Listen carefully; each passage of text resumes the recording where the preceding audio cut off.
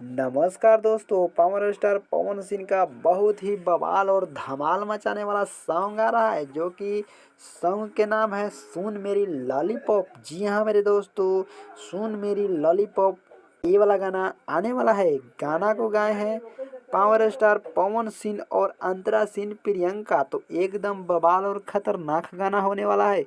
गाना को लिखे हैं छोटू यादव और म्यूजिक दिए हैं रजनीश मिश्रा।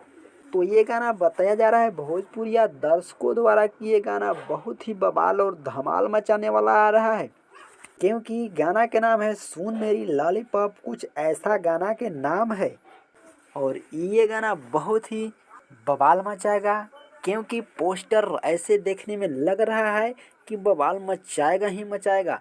तो ये गाना बहुत जल्द आ रहा है, 1 दिसंबर के ये गाना आ रहा है। तो ये गाना जैसे ही आएगा तो एक बार ज़रूर सुनिएगा, क्योंकि बवाल गाना होने वाला है। ये वीडियो गाना देखने के लिए ऐसी फिल्म के यूट्यूब चैनल पर ये गाना आ रहा है 1 दिसंबर को सुबह 6:15 पर।